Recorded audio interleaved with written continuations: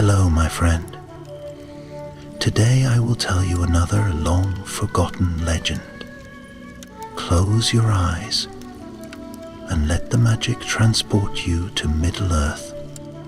Our journey begins.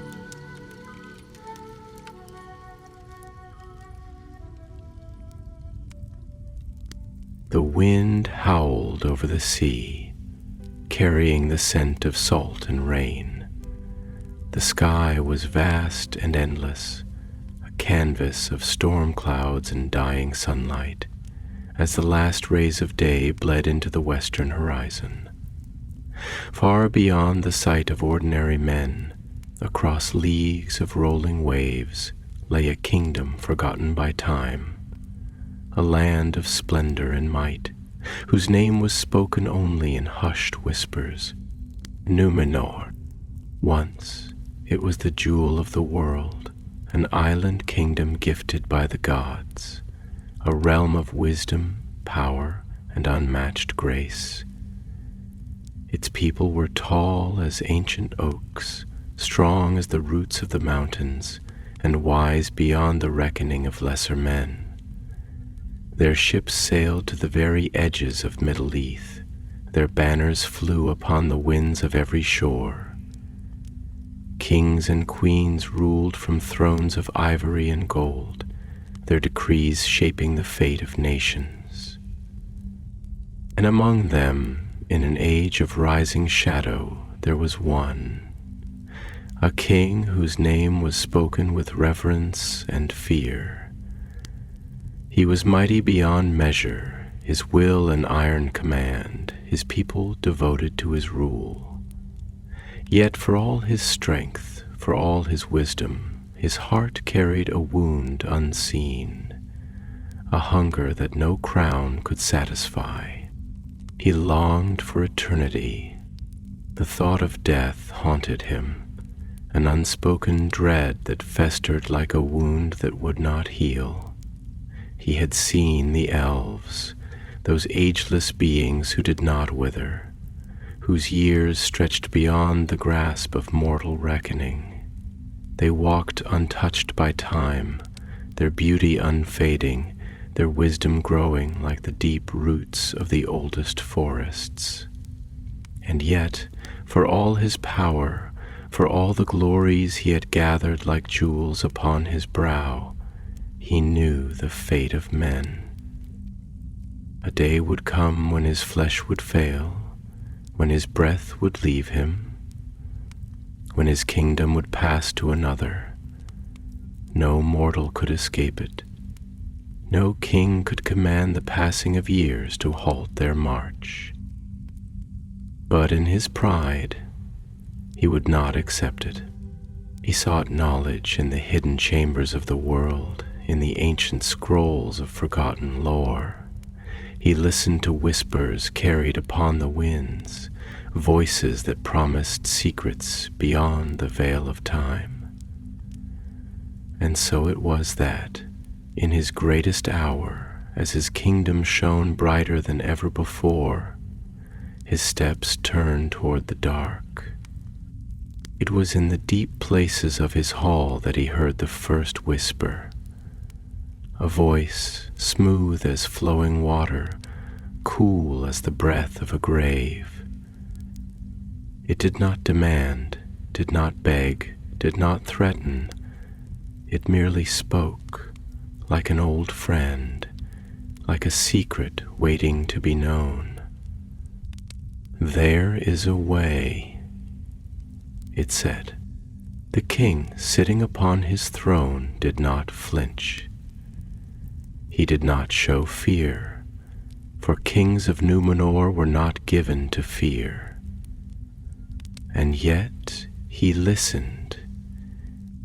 "Er way," he murmured, his voice low as thunder beyond the mountains. "A path beyond the reach of time," the voice replied.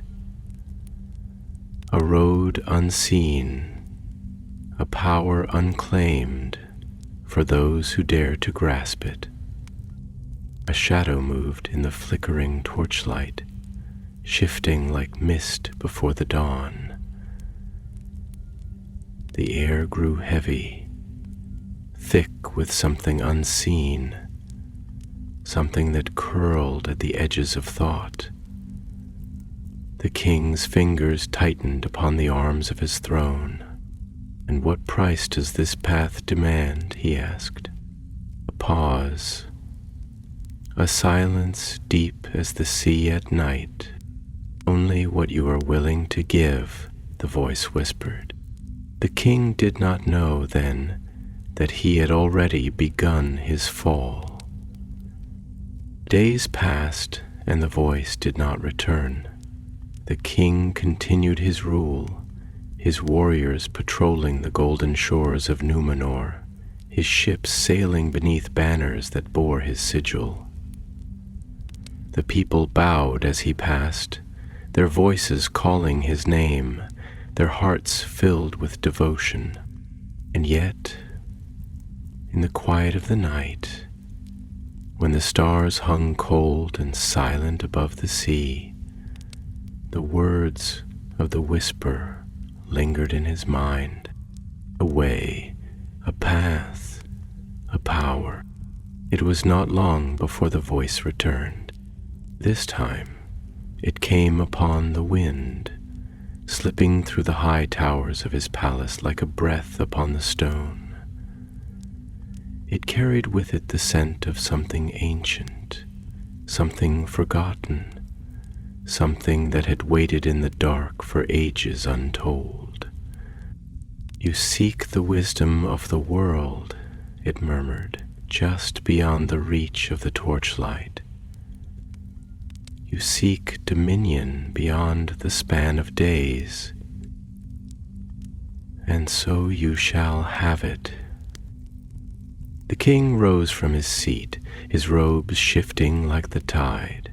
He stepped toward the darkness, his pulse steady, his eyes sharp.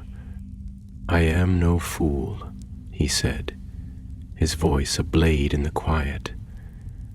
"I know the trickery of the shadow.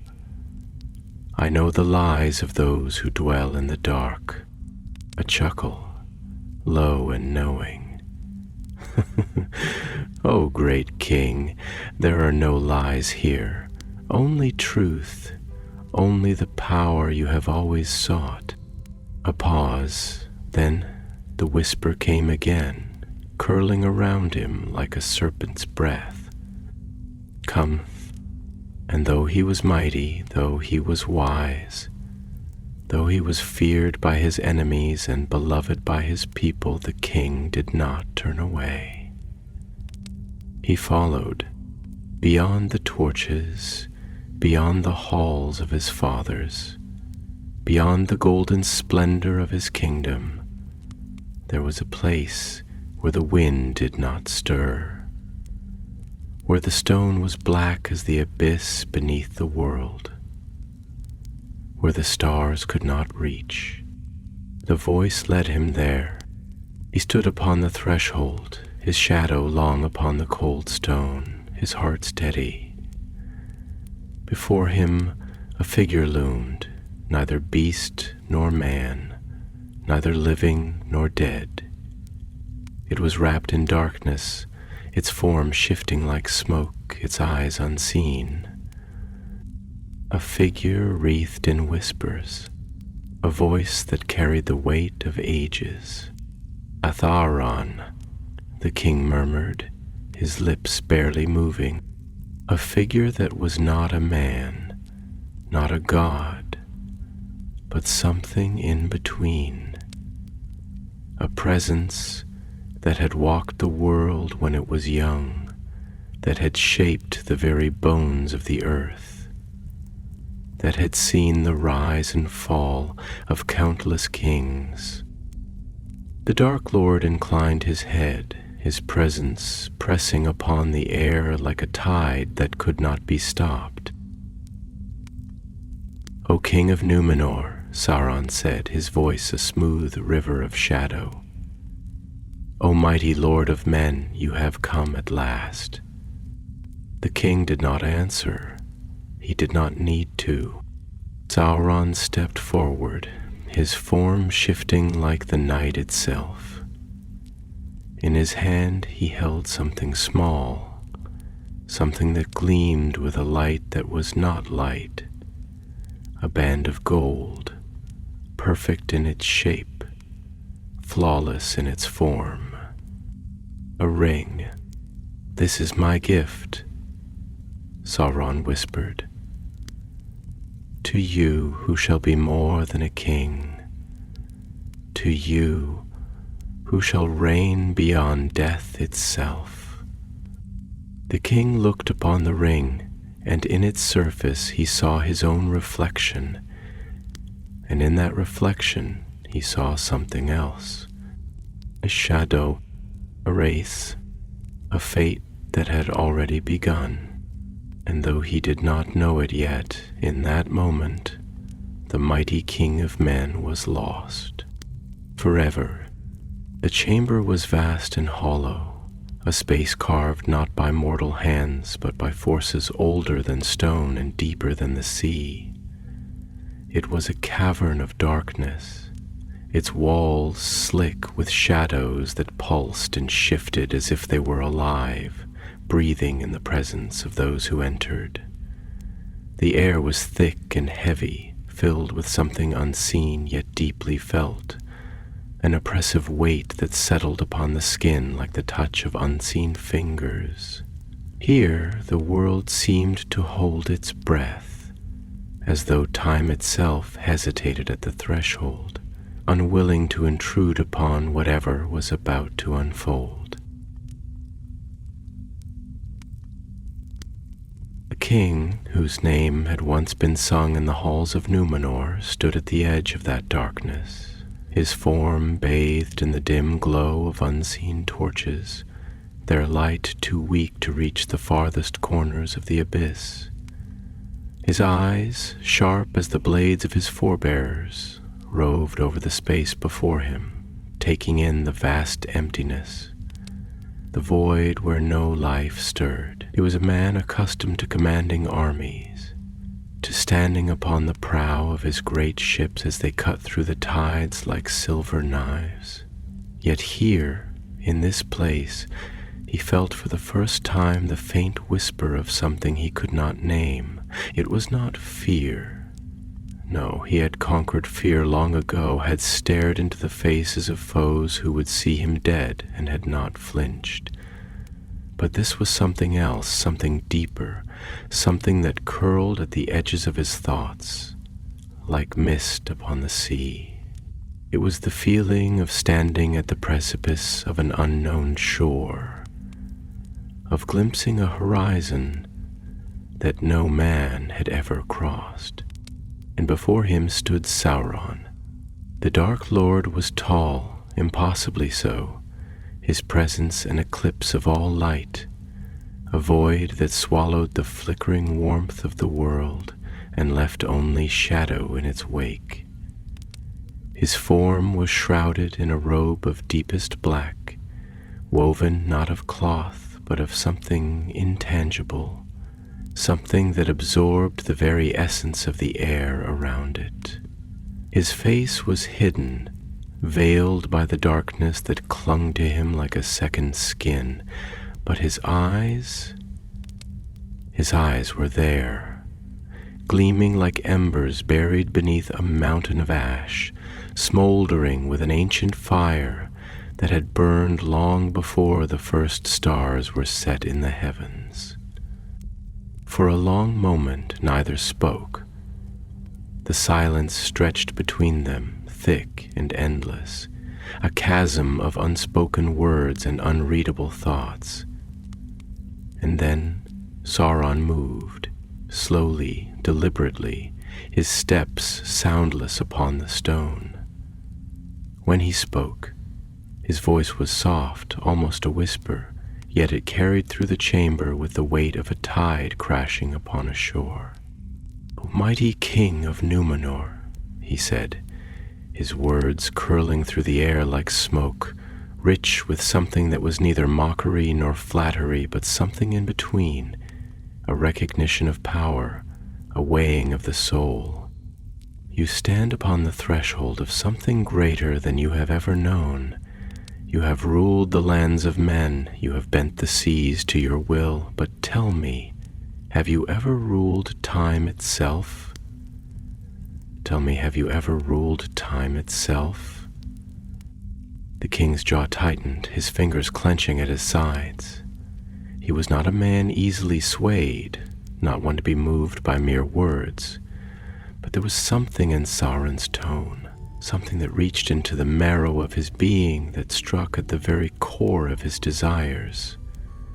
He took a slow breath, steadying himself, his voice measured when he finally spoke. Time is the one enemy that no man can conquer, he said, his gaze unwavering. It erodes kingdoms. It wears down even the strongest of rulers. No matter how high we build our towers, no matter how vast our fleets become, time is the tide that none can command. It does not bow to strength or wisdom. It takes, and it does not return. Sauron inclined his head slightly, as though considering the words, as though tasting them upon the air before responding. And yet, he murmured, stepping closer, there are ways to stand outside its grasp, ways to shape its flow as one shapes the course of a river. But such power is not given freely, nor is it found in the halls of those who kneel to the will of others. He paused, tilting his head slightly, his ember eyes narrowing. Tell me, great king, do you still kneel? A flicker of something dark passed through the king's gaze, something sharp, something old and buried but never truly dead. He had knelt once in his youth, before his father, before the throne of Númenor, before the statues of his ancestors. But time had stripped away those days, had carved them into memory, and now the thought of kneeling to anything, to anyone, was a blade against his pride. No, he said, his voice low, dangerous. I bow to no one. Sauron's lips curved, the faintest ghost of a smile in the darkness. Then we are not so different, you and I. The king's eyes narrowed, his instincts bristling at the comparison. But before he could speak, Sauron raised a hand, and in his palm lay a ring. It was a simple thing at first glance, a band of gold, unadorned, without mark or gem. Yet it gleamed in the dim light, not with the cold glow of metal, but with something else, something deeper, something that pulsed like a heartbeat. It was not mere gold, not mere craft. It was power made tangible, a weight upon the air, a presence that seemed to hum with a song that only the soul could hear. This is my gift to you, Sauron said, his voice barely more than a whisper now, intimate, coaxing, the voice of a shadow that has waited at the edge of a dream. With this you shall be more than a king. You shall be beyond the reach of time, beyond the decay of flesh. You shall rule not for years, not for centuries, but for eternity. You shall be a legend that does not fade, a power that does not wane, and all that you have built shall stand unbroken forever. The king stared at the ring, and in its surface he saw something shift, something that was not reflection, but something deeper, something that called to him, whispered to him, promised him that which no man had ever held. He reached out, hesitated. His breath was slow, measured, but within his chest his heart thundered. He had fought wars, he had led men into battle, He had seen blood spill upon the earth like rain, but never had he stood upon such a precipice. This was not a choice of conquest, not a choice of rule.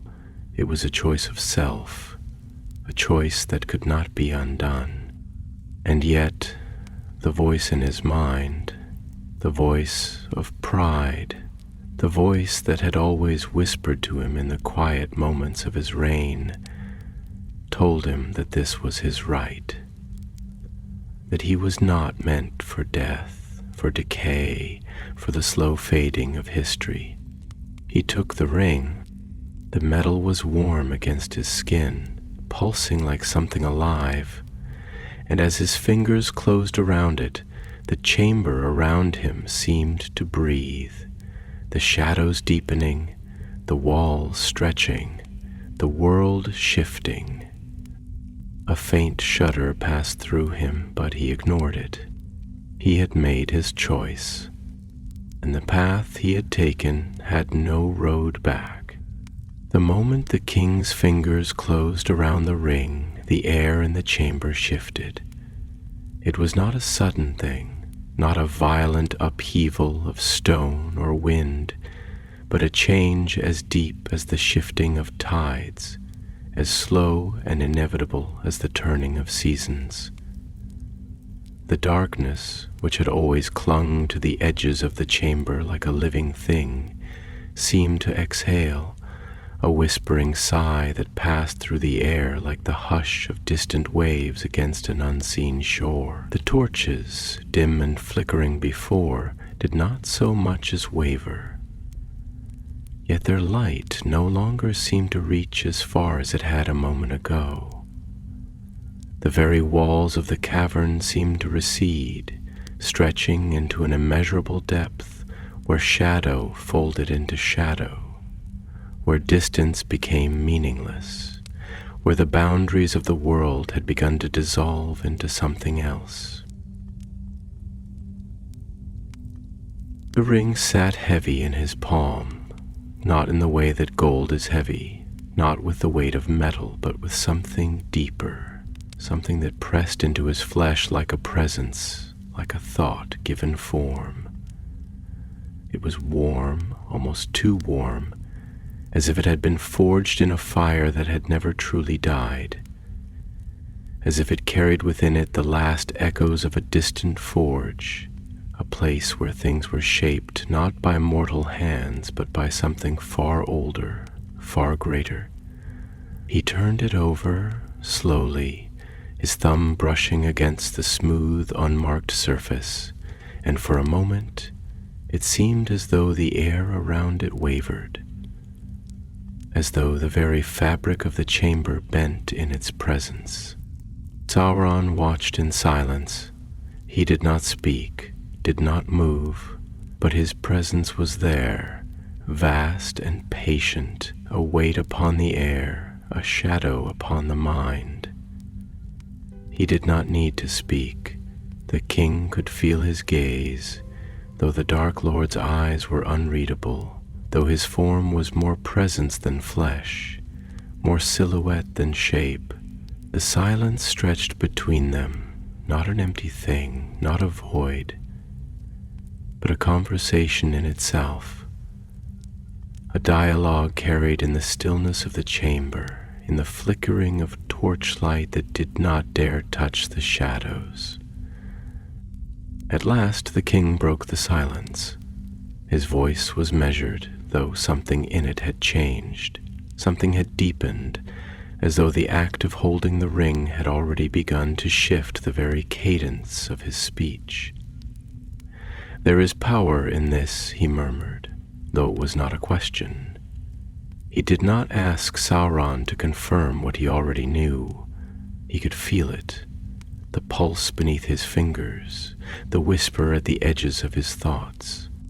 Sauron inclined his head slightly, the movement slow, deliberate, measured in the way that only beings beyond time could measure things. "Power is a word too small for what you hold," he said, his voice smooth, almost gentle, yet carrying in it the weight of mountains, the depth of oceans. What is power, great king? Is it merely the strength of arms, the ability to command the wills of men? Is it the dominion of lands, the bending of the earth to one's will? No, power is more than that. Power is the reshaping of reality itself. It is not the rule of men, but the mastery of existence. And that, my king, is what you hold in your hand. The king's fingers tightened around the ring, and though his expression did not change, something flickered behind his eyes, something unreadable, something questioning, something wanting. He had ruled for years uncounted, had bent the fates of lesser men with a single word, had stood at the helm of ships that carried his banners across the vast expanse of Middle Earth. He had been worshipped, feared, revered, but he had never shaped reality. He had never commanded time itself. He had never stood beyond the reach of death. Slowly he turned the ring over again, watching the way the light failed to catch upon its surface, the way it seemed to drink in the air around it. "And what must I give in return?" he asked at last, though he already knew the answer. Nothing came without price. No true power was given freely. Sauron did not laugh, did not smile, did not gloat as a lesser creature might have. He merely watched, his ember eyes steady, his presence unmoving. "You have already begun to give," he said, his voice a thing that wrapped around thought, that slid into the spaces between words. "You have taken the first step upon a road that cannot be walked in reverse. You have opened a door that will not close.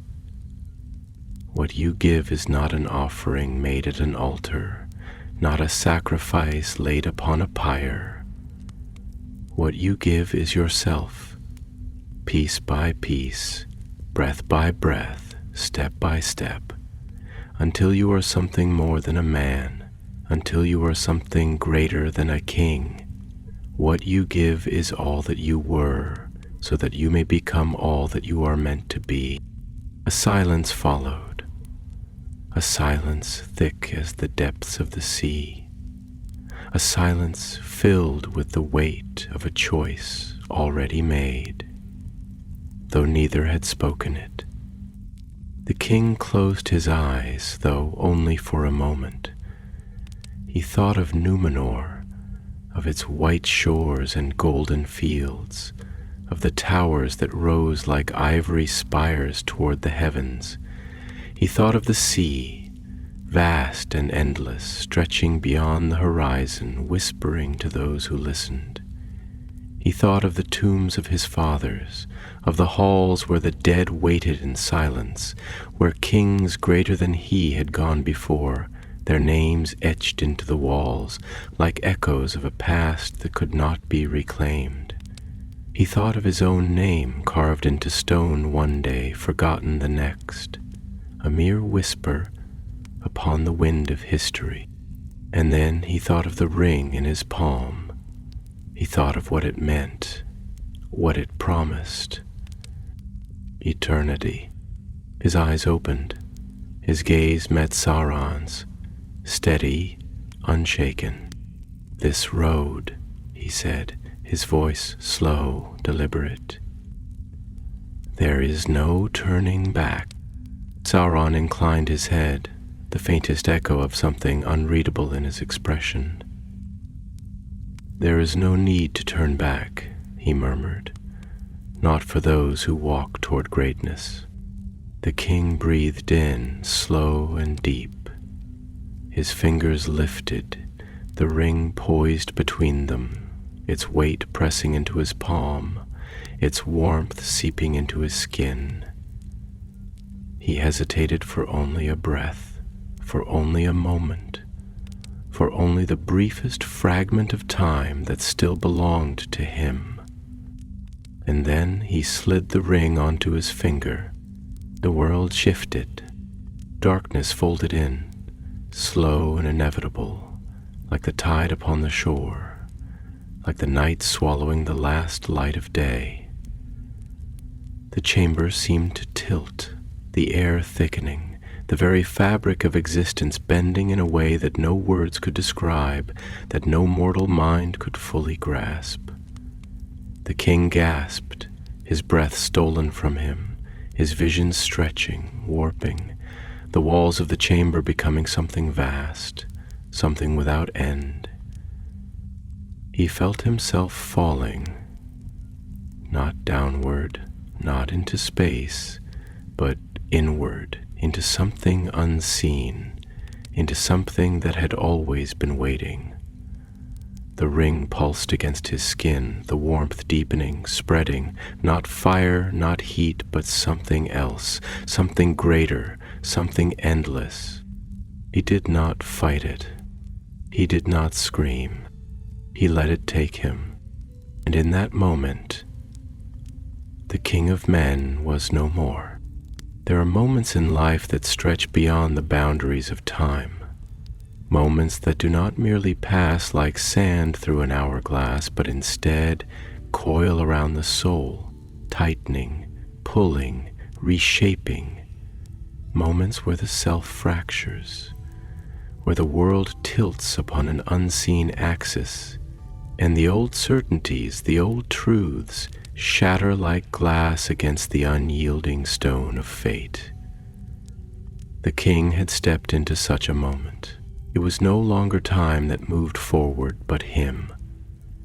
Plunging, falling, unraveling, drawn into something vast and unknowable, something that had been waiting in the depths of eternity, something that had seen kings rise and fall, that had watched as empires turned to dust, as names faded from memory like footprints washed away by an unceasing tide. Darkness swallowed him, but it was not the darkness of night, not the mere absence of light.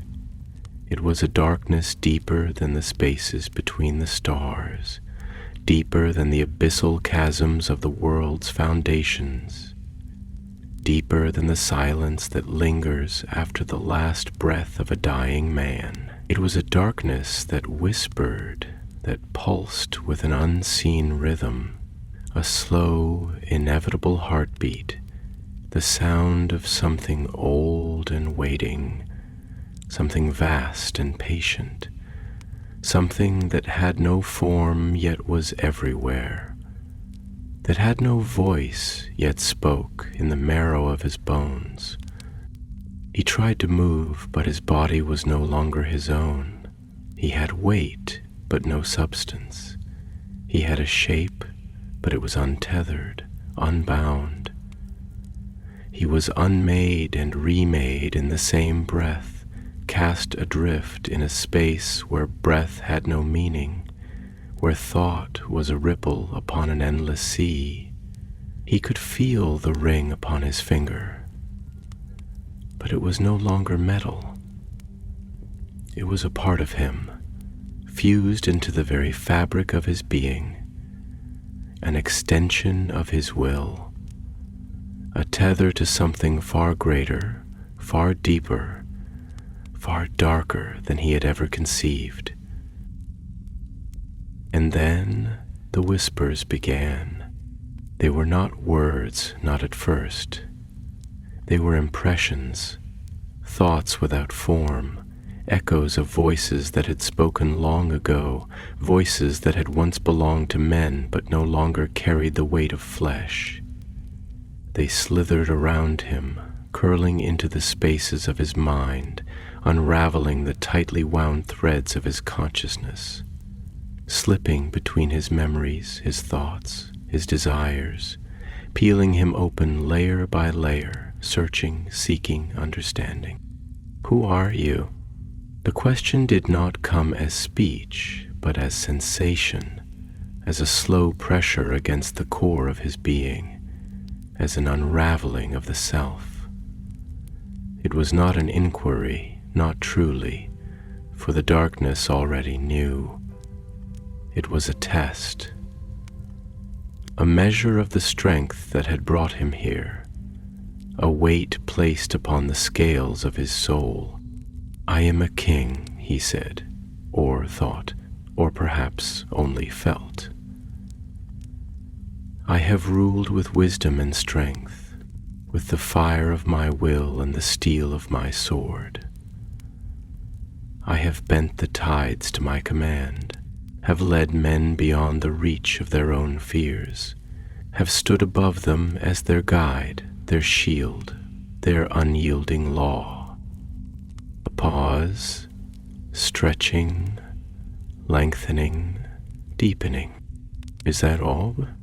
The question slid through him, wrapping around his spine, pressing against his ribs like the cold grip of unseen hands.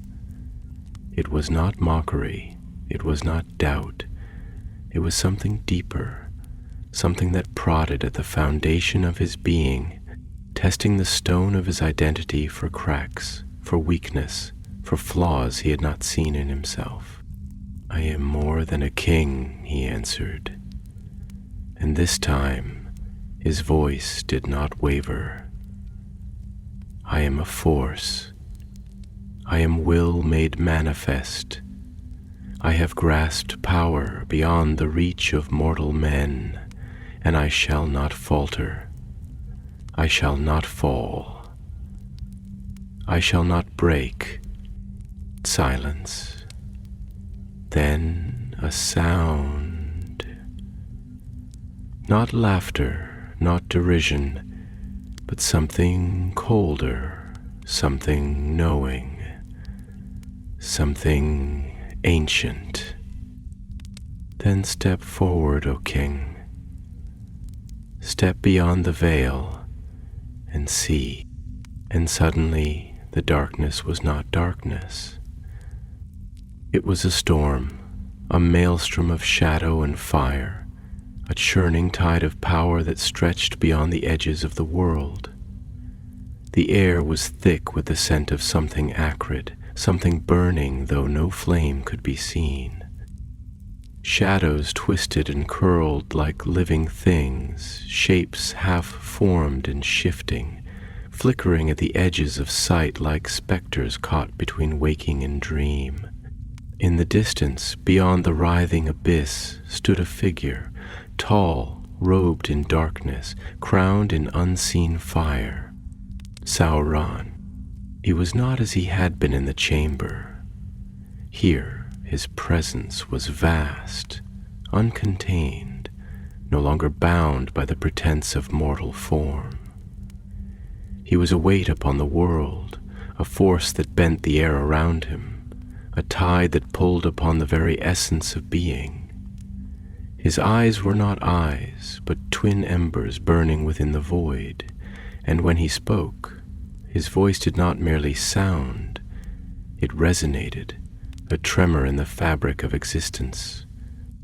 "You have stepped beyond the threshold," he said, and his voice was not merely heard, but felt, reverberating in the hollow spaces of thought, in the marrow of bone, in the echoes of time itself. "You are no longer a man, no longer bound by the petty chains of flesh, by the fleeting breath of mortality. You have become something greater, something endless." The king felt it. He could feel the weight of his own being shifting, stretching, unraveling and reforming, no longer confined to the frail shell of flesh and sinew. He was something more now, something untethered, something vast. He could feel the presence of others, shadows moving in the periphery of his senses, forms that had once been men but were now wraiths, echoes of their former selves, bound together in the unseen web of the Nine. They did not speak.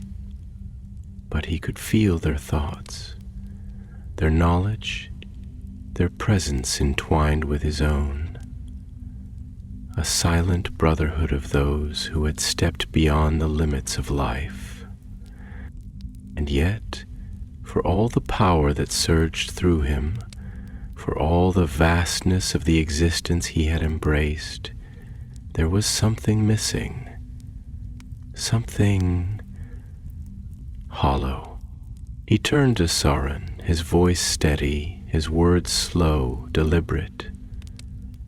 I feel it, the power, the change, the binding, but I do not feel whole. Sauron did not move, but his presence deepened, his gaze pressing upon the newly made wraith with a force that was neither physical nor entirely comprehensible.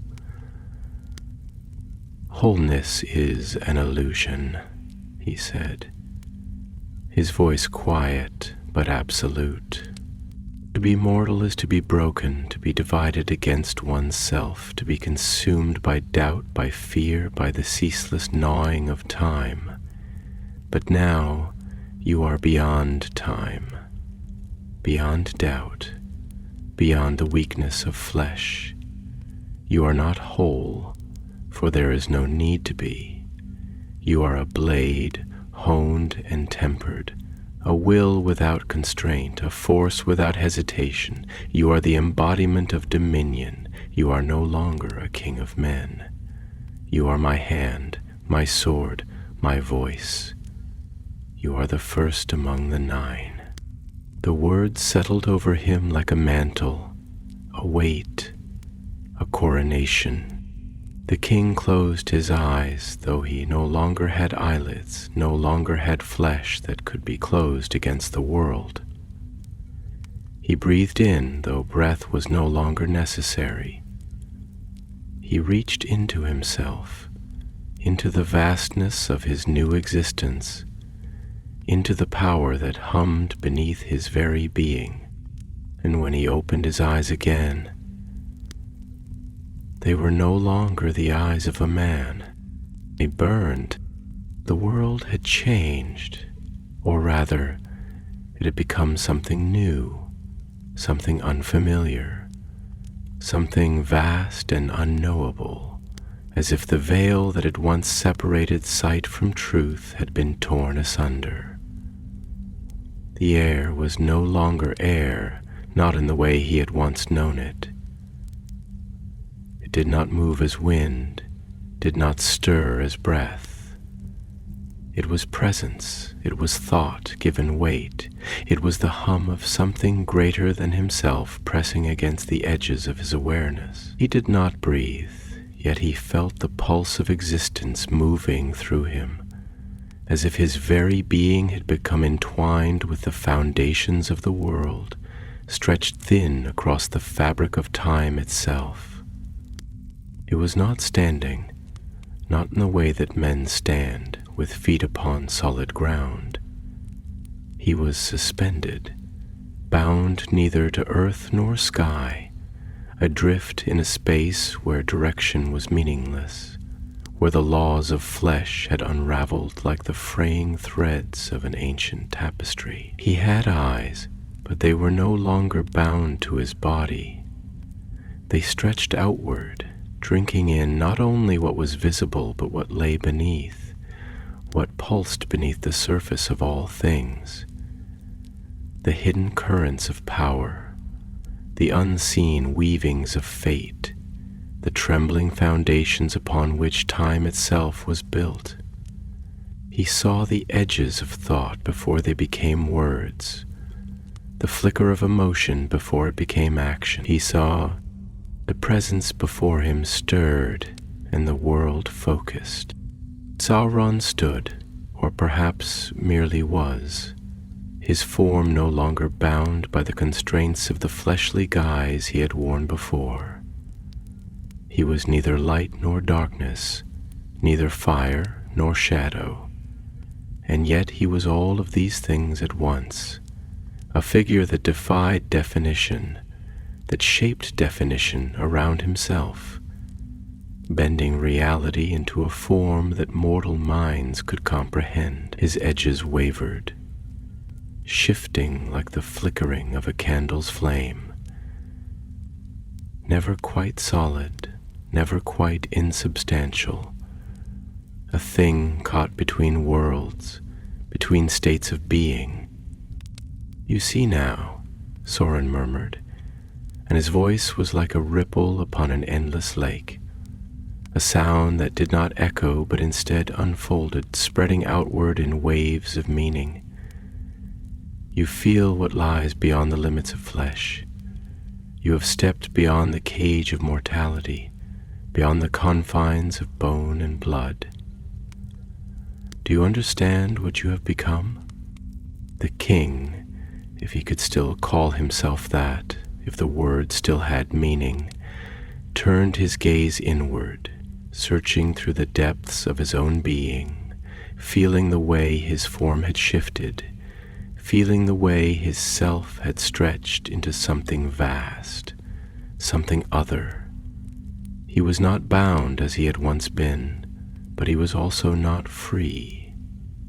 There was power in him now, power beyond reckoning, a force that pulsed with the weight of eternity. But there was also a distance, a thin, cold thing that settled between him and the world he had once known, an invisible chasm that had opened between what he had been and what he had now become.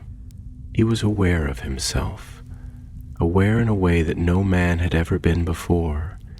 He could feel his own will, not merely as a thought, not merely as the movement of a mind shaping intent, but as something tangible, something that could touch the world, something that could shape it, bend it, mold it, as a blacksmith molds molten iron upon the forge.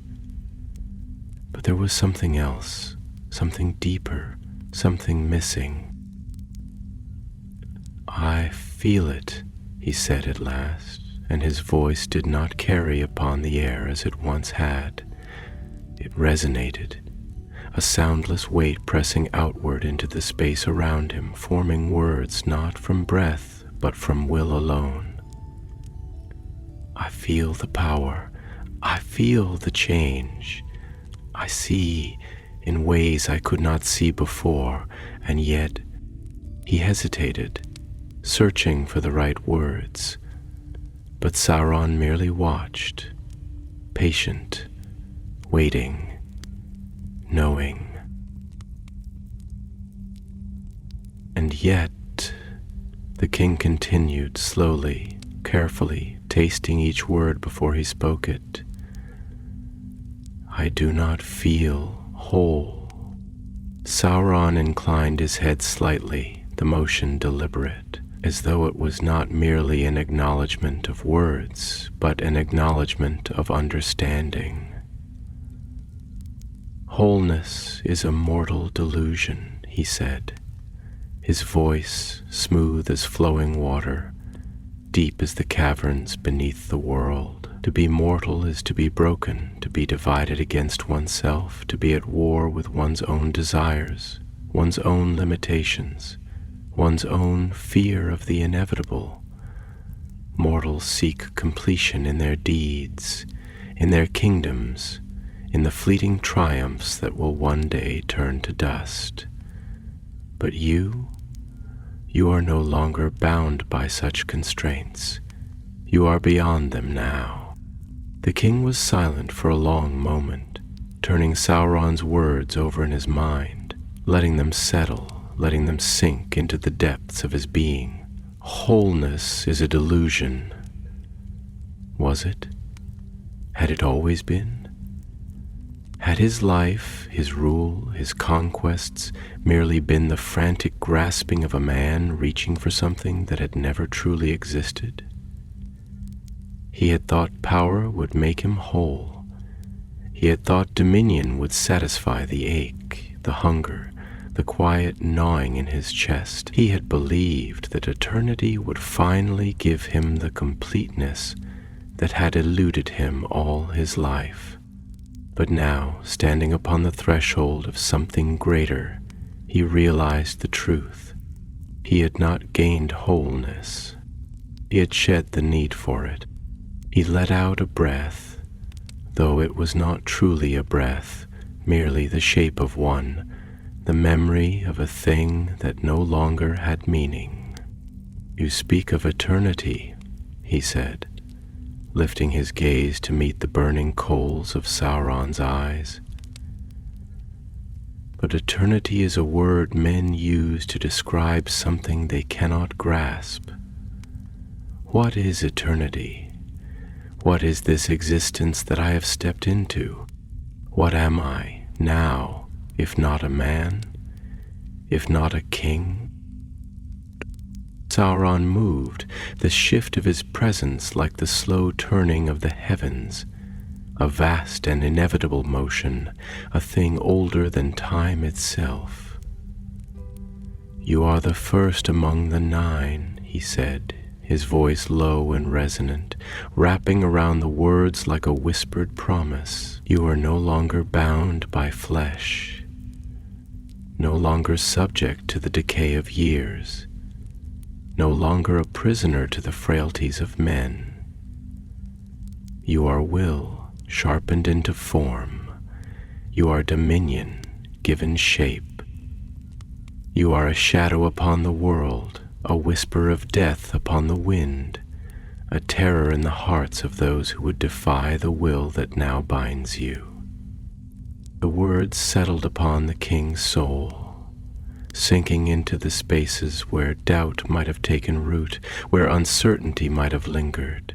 But there was no doubt now, no hesitation. He could feel what he was. He could see what he had become.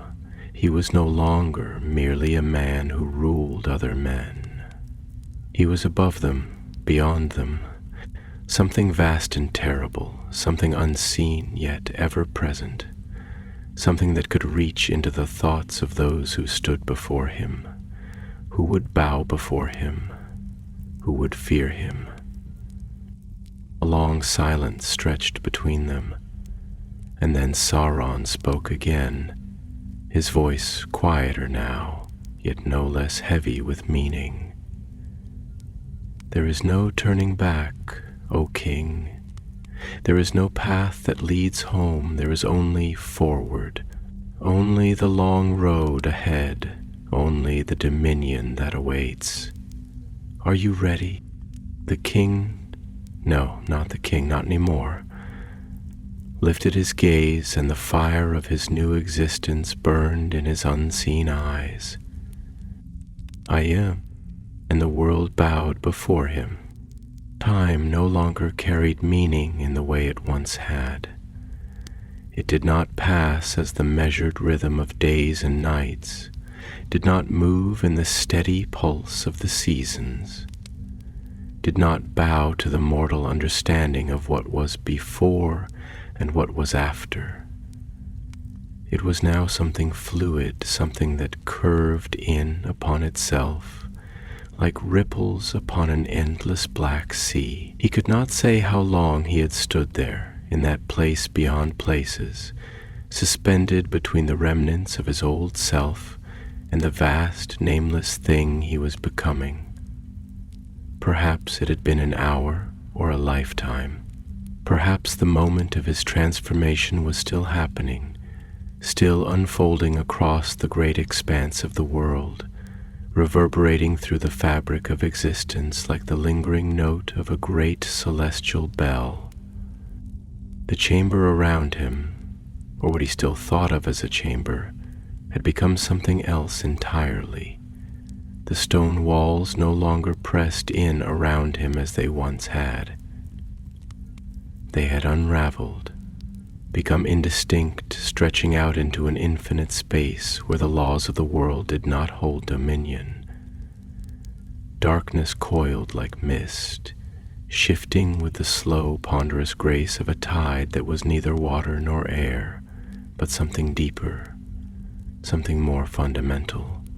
It was not merely the absence of light, not merely a void, but a living, breathing thing a presence that whispered and stirred at the edges of his senses, brushing against him like unseen fingers trailing through the remnants of his old mortality.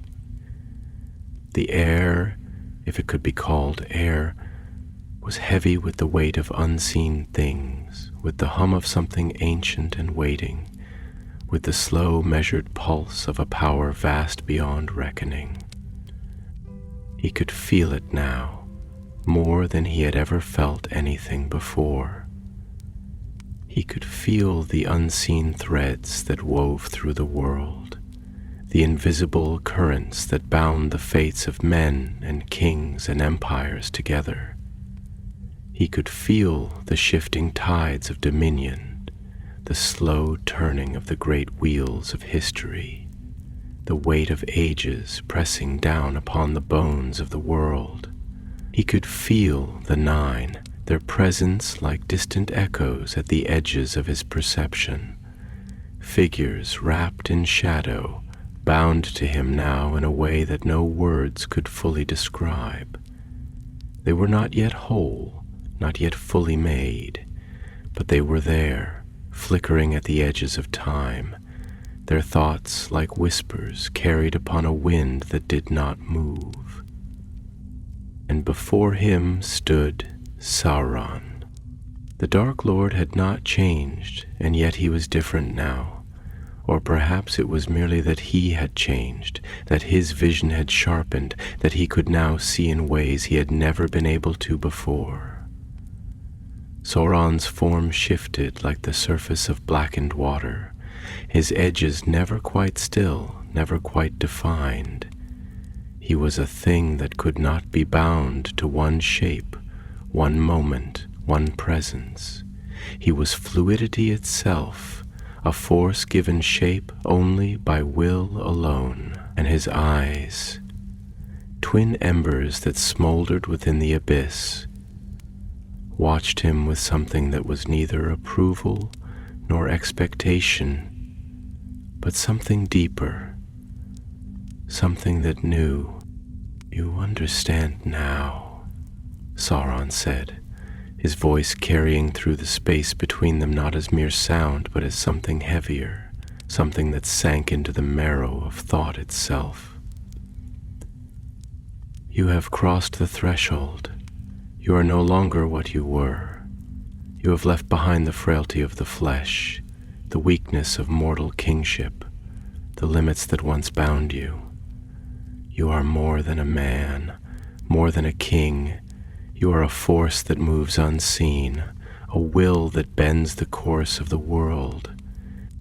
The newly made wraith, though he had not yet thought of himself as such, had not yet let go of the final shreds of his old self, lifted his gaze, the embers of his own new existence smoldering within the hollow that had once been his sight. "I feel it," he said, his voice low, reverberating, shaped not by breath, but by the weight of his will alone. "I see what was hidden before, the strands of fate, the shifting patterns of power. I feel the presence of the others." Sauron inclined his head slightly, his own presence shifting like a tide, the weight of his will pressing subtly upon the space between them. "The nine," he murmured, the word carrying with it something vast, something binding, something final. "They're not yet fully forged, but they are coming.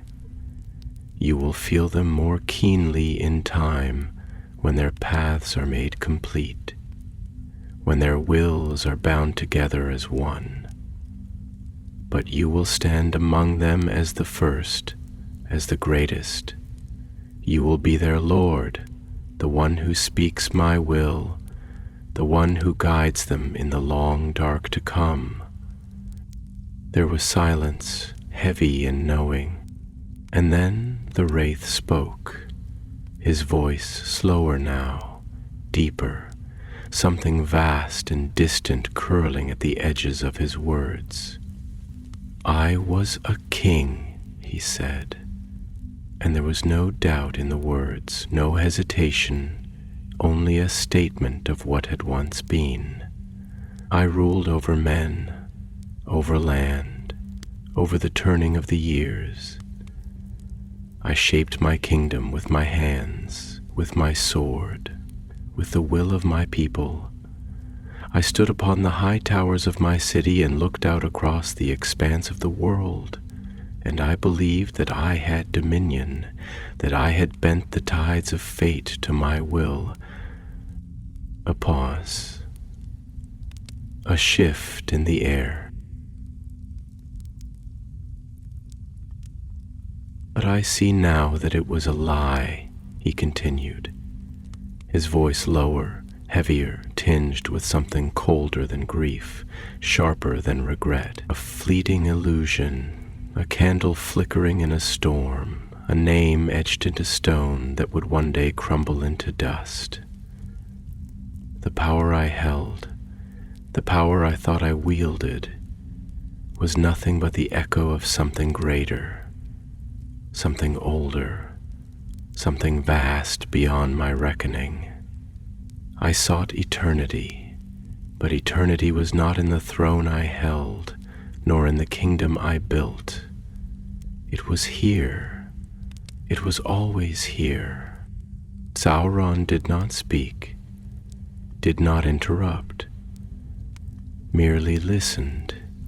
And in that silence, in that vast, knowing stillness, the Wraith felt the truth of it settle within him, felt the final strands of his old self begin to fray, begin to dissolve into the endless black. I am not a man, he said, the words final now, irrevocable. I am not a king, I am something else.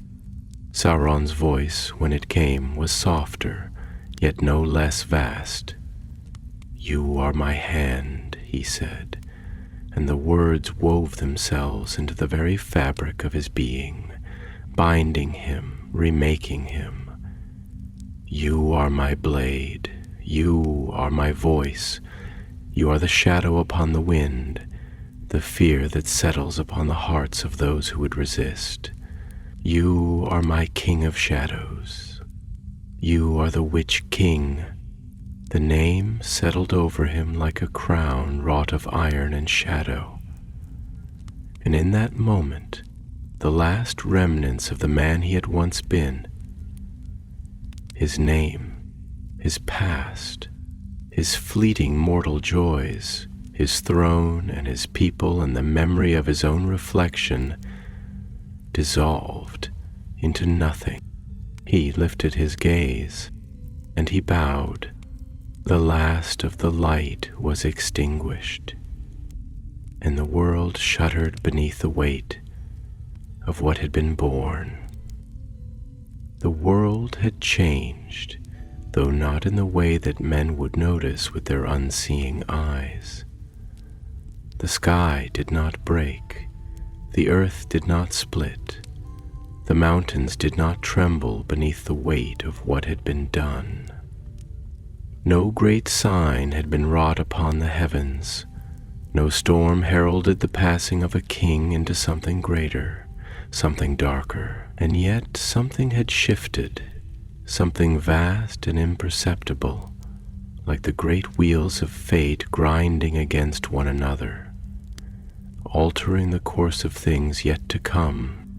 The Witch King, though he did not yet know himself by that name, though he had not yet fully embraced the weight of it, stood motionless within the shifting darkness, his form no longer bound by flesh, no longer constrained by the limits of mortality. He was neither wholly present nor wholly absent, neither seen nor unseen, neither of the world nor apart from it. His body, if it could still be called that, was shrouded in something that was not shadow and not mist, but the echo of both, a shape undefined, shifting, like smoke caught in an unfelt wind. He could feel the weight of his own being, yet it was different now, no longer tethered to breath or heartbeat or hunger, no longer bound by the needs of flesh and blood. He was something else, something vast and incorporeal, something that had shed its humanity like a snake shedding its skin, leaving behind only the specter of what had once been.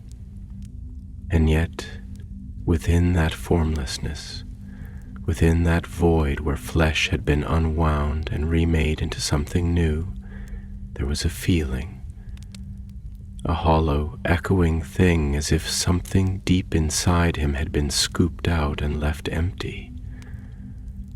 It was not pain, for pain was a thing of the body, and he no longer possessed a body in the way that men understood. It was not sorrow, for sorrow belonged to those who could still lose, to those who still carried the weight of mortal longing. No, it was something deeper than either of these things, something that pressed against the edges of his consciousness like a vast, formless sea, something that whispered at the core of his being like a voice just beyond hearing. He was aware of absence, not the absence of power, for power coursed through him now, coiling and writhing within his form like a great serpent uncoiling from slumber, a force unlike anything he had ever known, something ancient, something terrible, something vast. No, the absence he felt was something different, something more subtle, something woven into the very fabric of his existence now, an emptiness that had not been there before. He had been a king.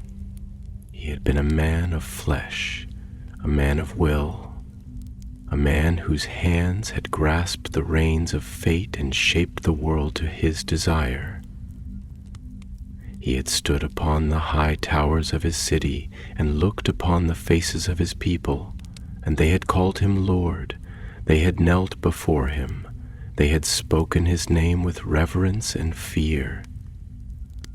But now his name was gone. Now, the face that had once gazed into polished silver, the face that had once been marked by time and care and the weight of rule, was gone. He no longer had a face. He no longer had a name.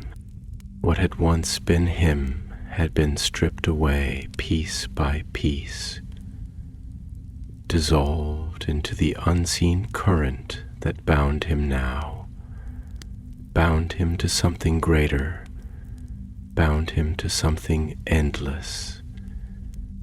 And yet he did not mourn, for in that absence, in that hollow space where his old self had once been, there was something new, something vast, something that burned. The power that surged through him was unlike anything he had ever known, a force that was neither hot nor cold, neither light nor dark, but something beyond both, something deeper. He could feel it coursing through his very being, feel the weight of it pressing outward, stretching into the world, an unseen will that moved like a tide upon the shores of reality itself. He had stepped beyond the limits of flesh, beyond the frailties of men, beyond the reach of time, and Sauron stood before him. The Dark Lord's presence was a thing that could not be described in mortal terms, for it was neither sight nor sound nor form as men understood them.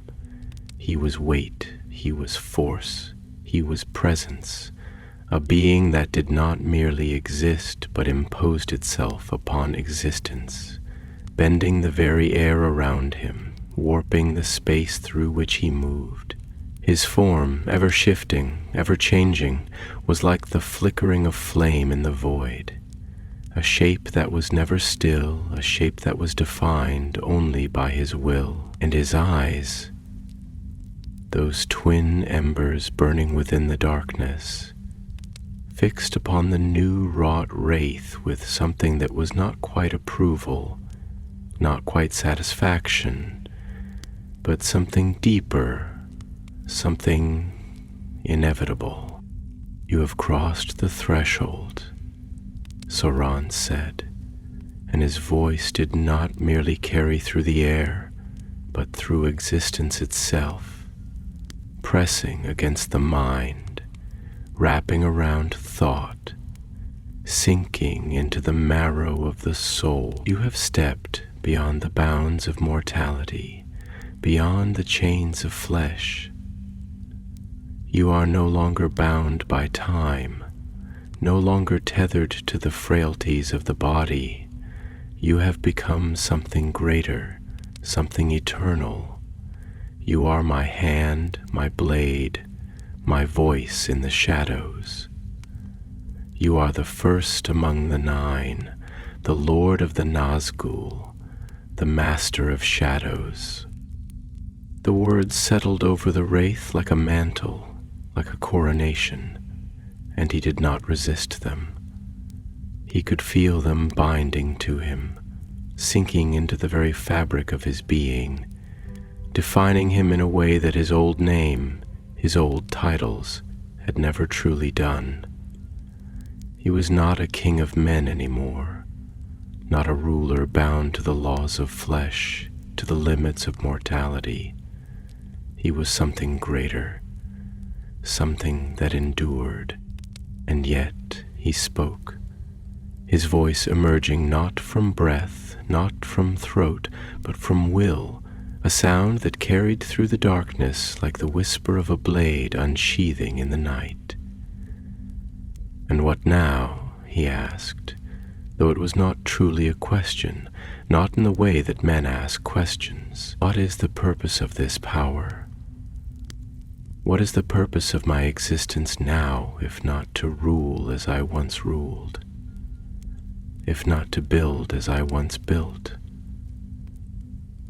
What is a wraith, if not a thing between life and death, caught in the hollow space where neither end nor beginning can be grasped?"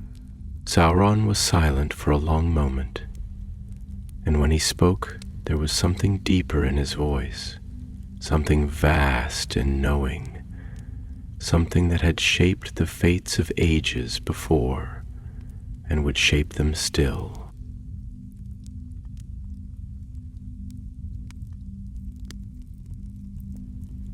"A wraith is will unchained," he said at last, his voice slow, deliberate, wrapping around the words as though they were sacred. "Ape Waith is dominion given form, a force unseen but ever present. You will not rule as you once did, no. You will not sit upon a throne of stone, will not raise banners that fly upon the winds of time.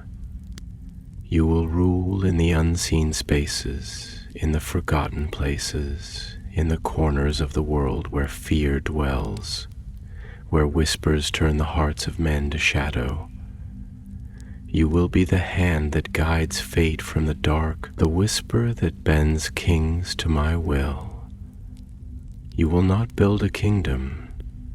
You will be the shadow beneath it, the force that shapes it, unseen but inescapable." The wraith was silent, letting the words settle, letting them become him, and then he bowed, and the world shuddered. The void did not end, it did not break or dissolve, nor did it yield to light or form or time as he once understood them. It was not an abyss, not in the way men feared the depths of the sea or the blackness of cavernous halls where no sun ever reached. No, this was something deeper, something more absolute.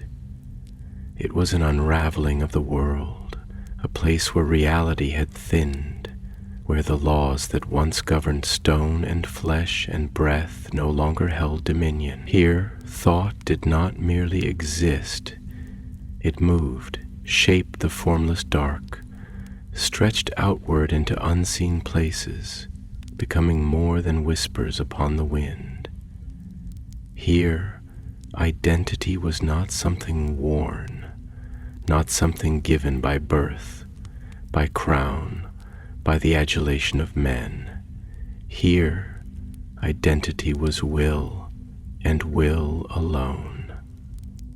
The Witch King, though he had not yet spoken that name aloud, though it had settled upon him like an unbreakable chain, stood at the threshold of this endless place, and he felt its weight pressing against him, not as a prison, not as a suffocating force, but as a test, as an unseen hand measuring him, weighing the substance of what he had become.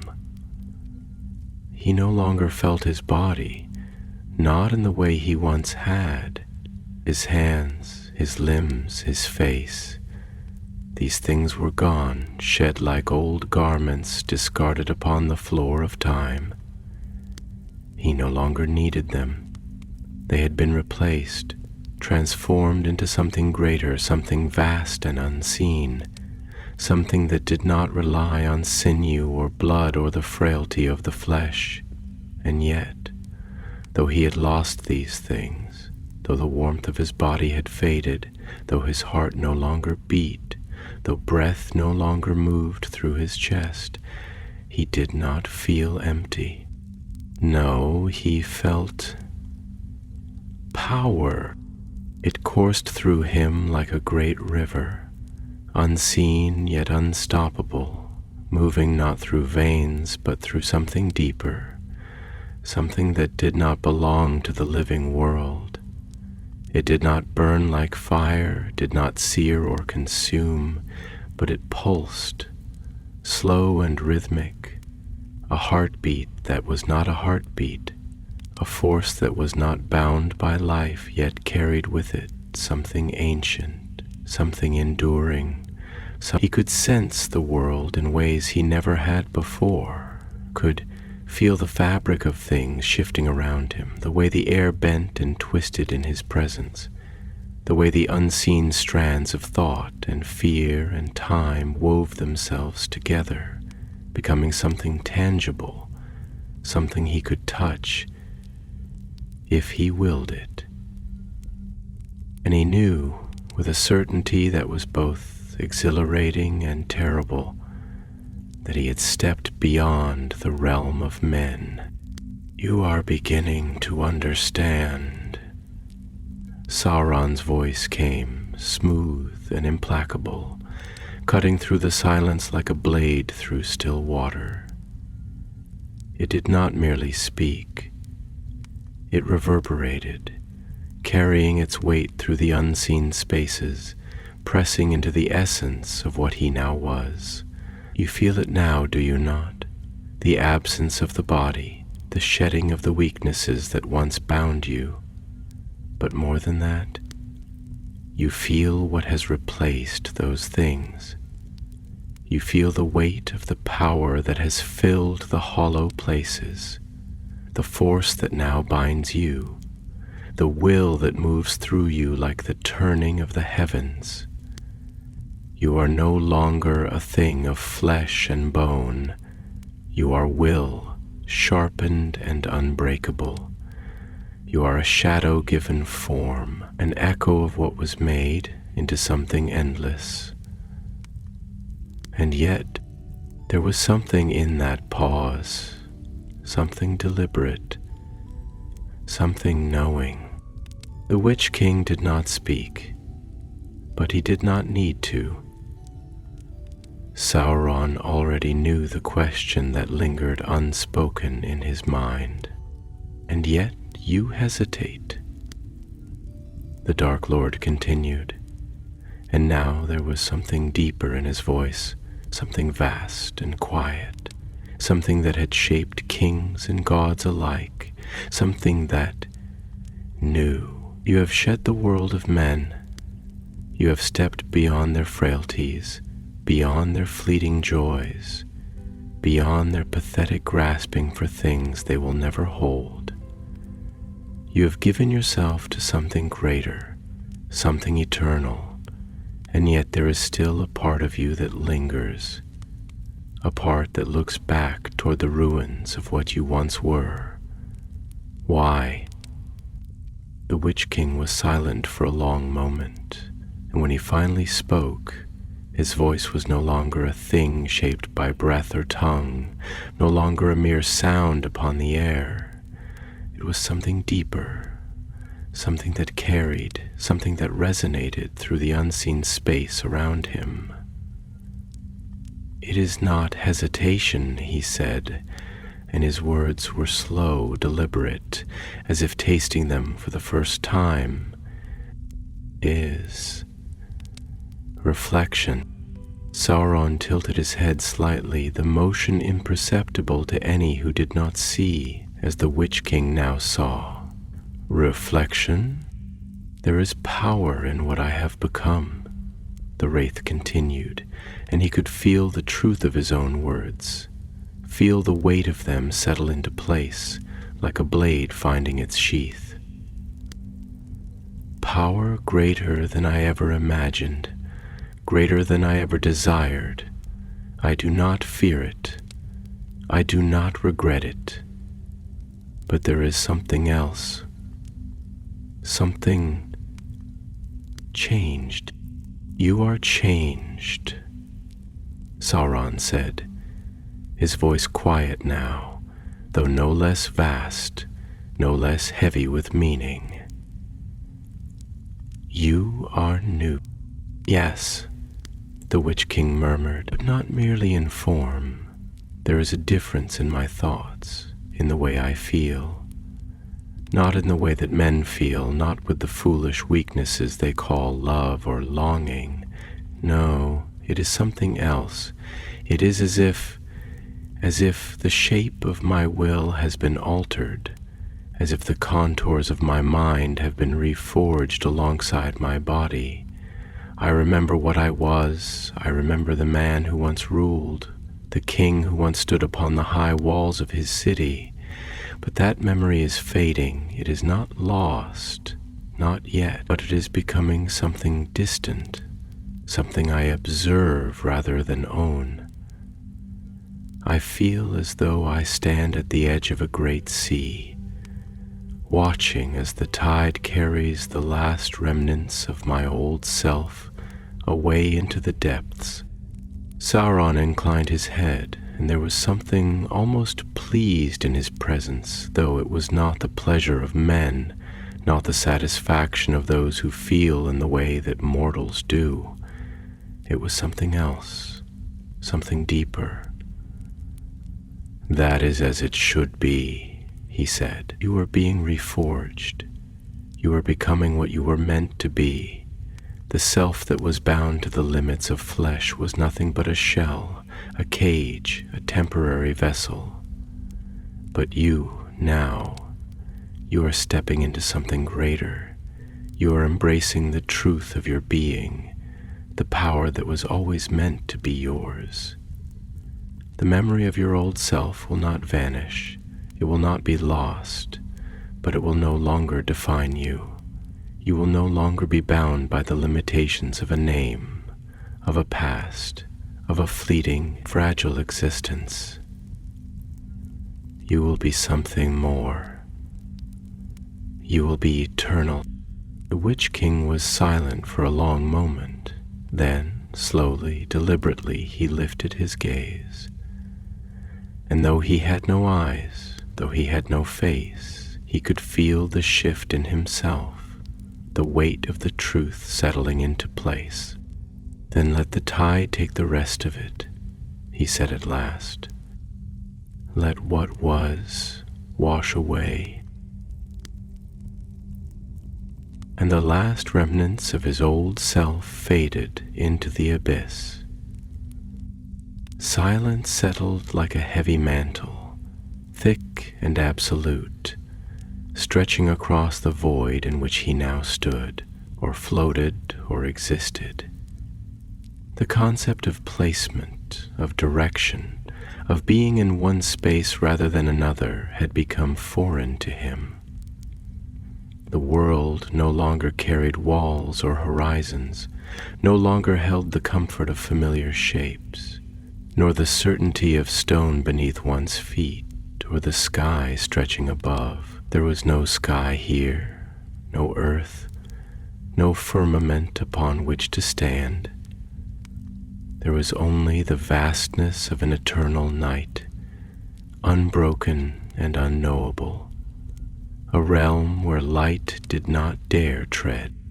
The darkness did not smother him, did not press down upon him as it once had when he was a man bound by flesh, for now he was of it, part of its unending depth, woven into its fabric.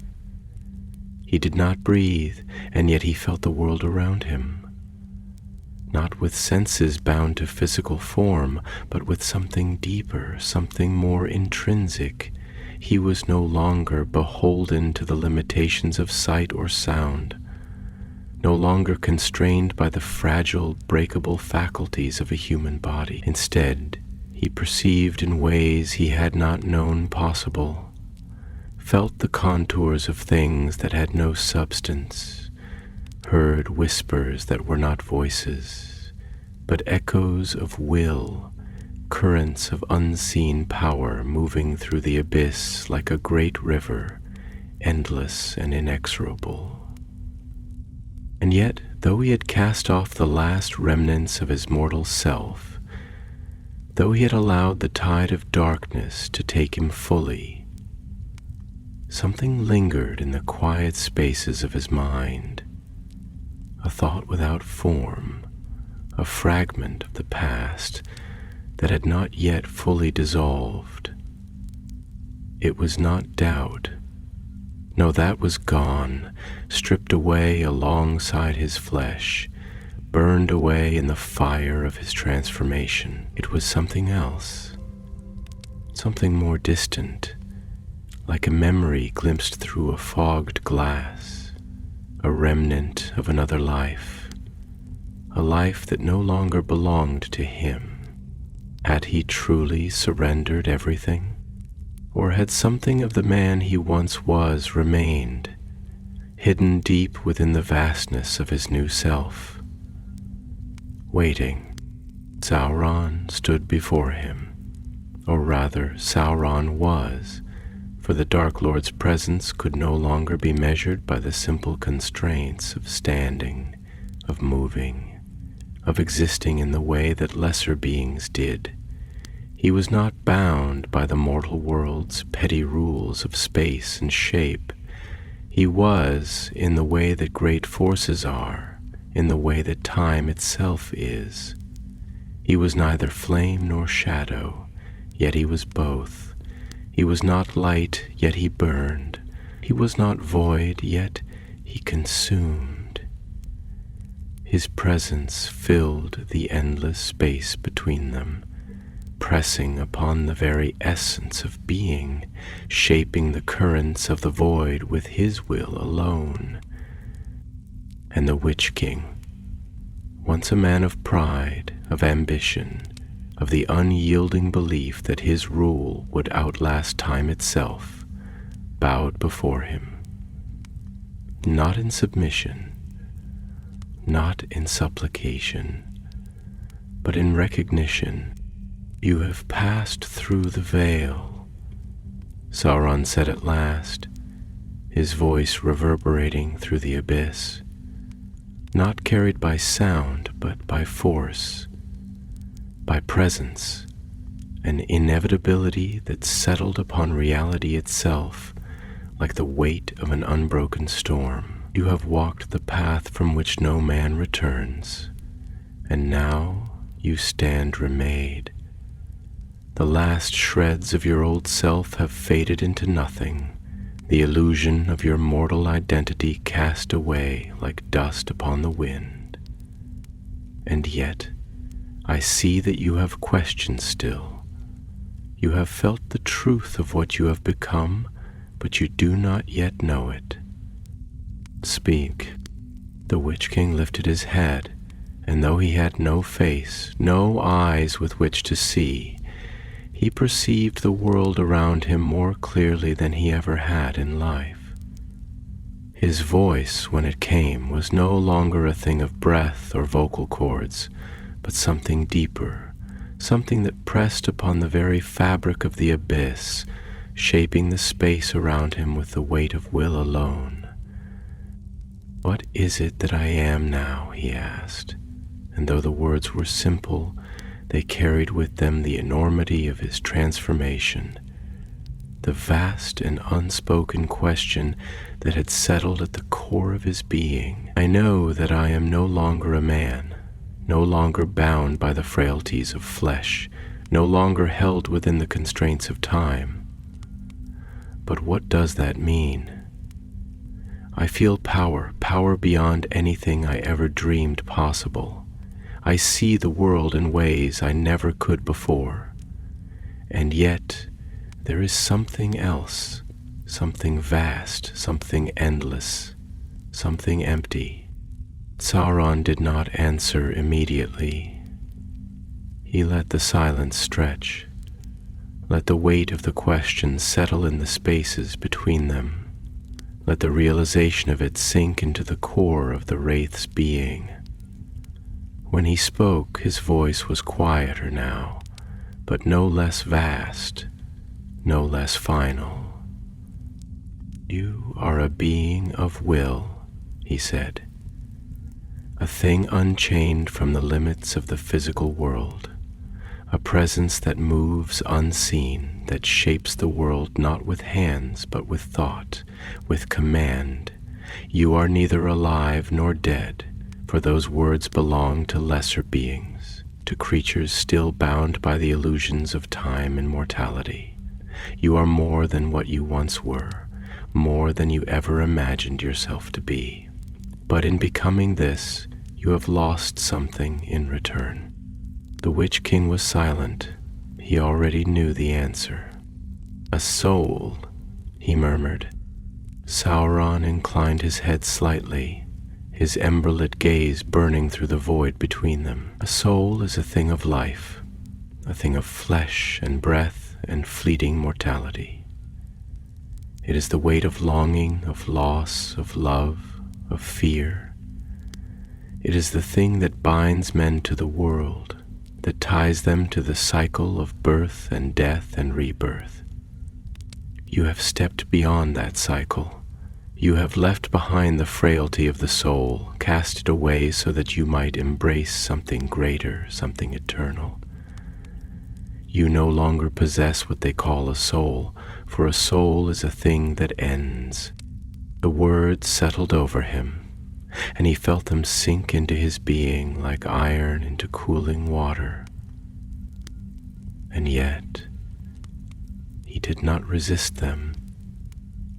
He did not mourn what he had lost, for there was no longer room for mourning within him. Only certainty. "So be it," he said, and the words carried with them the final weight of his transformation, the last acceptance of what he had become. "If a soul is the price of eternity, then let it remain in the ashes of what I once was.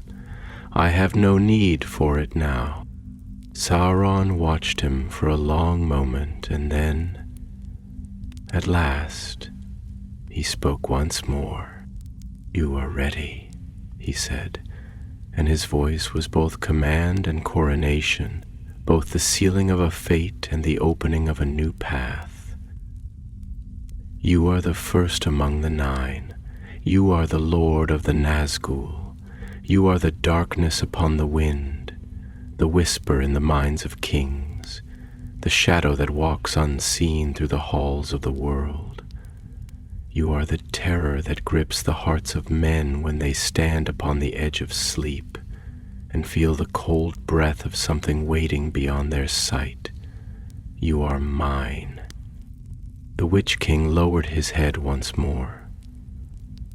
He felt the truth of it settle into him, felt it take root in the very foundation of his being. And in that moment, in the depths of the abyss where light had never touched, the first of the 9 opened his eyes, and the world would never be the same again.